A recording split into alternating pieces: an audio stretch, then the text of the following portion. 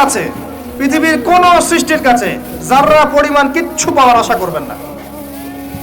একটু আশা করবেন আপনি কষ্ট পাবেন। কারো কাছে কোনো আশা করতে যায় না, শুধু আল্লাহর কাছে আশা করেন। সমস্ত কাজের প্রতিদান আল্লাহর কাছে চান, পরকালে আপনি সুখে থাকবেন ইনশাআল্লাহ। শেষ হাসি আপনি হাসবেন ইনশাআল্লাহ। এছাড়া আমি কোনো সলিউশন দেখি না ভাই। আমি কলিজা থেকে কথাগুলো বললাম আপনাকে, আর যে কথা কলিজা থেকে বের হয় সেই কথা আপনার কলিজার মধ্যে আঘাত করবেন। সব কাজ শুধু আল্লাহর জন্য করেন, কেউ আপনার আপন না। আল্লাহ ছাড়া কেউ আপনার আপন নয়। আপনি ভুল করবেন যদি আপনি অন্য কাউকে আপন মনে করেন। আপনার পলিটিক্যাল লিডার, আপনার প্রশাসনের স্যার, আপনার পরিবারের স্ত্রী, আপনার সন্তান, হাবি হাবি যা যা আছে, যদি মনে করেন আমার আপনজন, আপনি ভুল করবেন।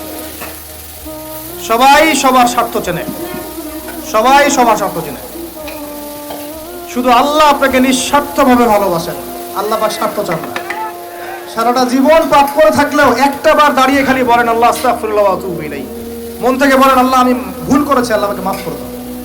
এক মুহূর্তের মধ্যে আল্লাহ পাক আপনার সমস্ত গুনাহগুলোকে নেকিতে পরিবর্তন করে দিবেন ইনশাআল্লাহ। আল্লাহ ছাড়া কেউ নাই আপন। আল্লাহর জন্য খালেস করে ফেলেন নিজেকে, তার দ্বীনের জন্য চেষ্টা করেন। তার দ্বীন আজকে অবহেলিত, তার দ্বীন আজকে অপদস্থ।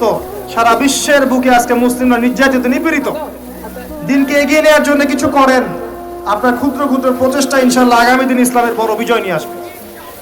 দ্বীনের জন্য খালেস করে ফেলেন নিজেকে। আপনার সময় আছে এখন, জ্ঞান অর্জন করেন, জ্ঞান অর্জন করেন, পড়াশোনা করেন, আলেম ওলামার কাছে গিয়ে ক্লাসিক্যাল বইগুলো পড়েন, প্রজেক্ট রেডি করেন, দাওয়াতি কাজ করেন, বই লিখেন, বক্তব্য দেন, দ্বীনের জন্য করেন। আপনাকে আপনার দুনিয়া আল্লাহ গুছিয়ে দিবেন ইনশাআল্লাহ। দুনিয়া আল্লাহ গুছিয়ে দিবেন ইনশাআল্লাহ। আপনি দ্বীনের জন্য খালেস করে ফেলেন নিজেকে, আল্লাহর দ্বীনের হয়ে যান।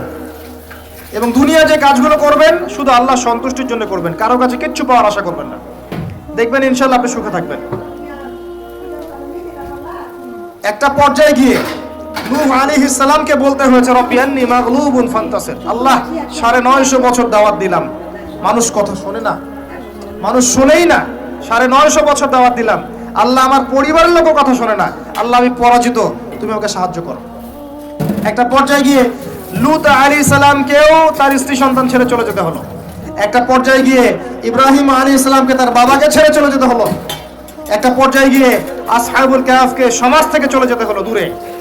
একটা পর্যায়ে গিয়ে মুহাম্মদ সাল্লাল্লাহু আলাইহি ওয়াসাল্লামকে হিজরত করে চলে যেতে হলো, সাথে কেউ ছিল না।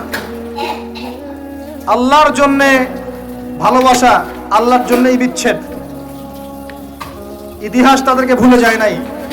একটা পর্যায়ে গিয়ে মানুষ যখন আর পারে না, তখন প্রয়োজনে একা আল্লাহকে নিয়ে থাকতে হয়। এটাই আল্লাহ পাকের মারিফতের সর্বোচ্চ লেভেল। আল্লাহকে নিয়ে থাকেন, ইনশাআল্লাহ আপনি ভালো থাকবেন। রাসূলকে নিয়ে থাকেন, ভালো থাকবেন। তার সুন্নাহকে নিয়ে থাকেন, ভালো থাকবেন। তার দ্বীনকে নিয়ে থাকেন, দ্বীনের জ্ঞান অর্জন করেন, দ্বীনটাকে প্রচার করার চেষ্টা করেন, দ্বীনটাকে প্রতিষ্ঠা করার চেষ্টা করেন। দ্বীন প্রতিষ্ঠা করলে কারো কোনো ক্ষতি হবে না। শৈথিল্যতাবাদী হবেন না, আবার চরমপন্থী হবেন না, জঙ্গি সন্ত্রাসী হয়ে যাবেন না। মধ্যম পন্থায় দ্বীনটাকে নিয়ে গিয়ে যাবেন, মধ্যম পন্থায় এগিয়ে যাবেন, ধীরে ধীরে সবরের সাথে। একটা লেকচারে বলেছিলাম, আমাকে 3টা নসিহত করেছিলেন একজন আলেম। বলেছিলেন প্রথমে জ্ঞান অর্জন করো, 1, 2, তারপরে তুমি ধৈর্য ধরা শিখো।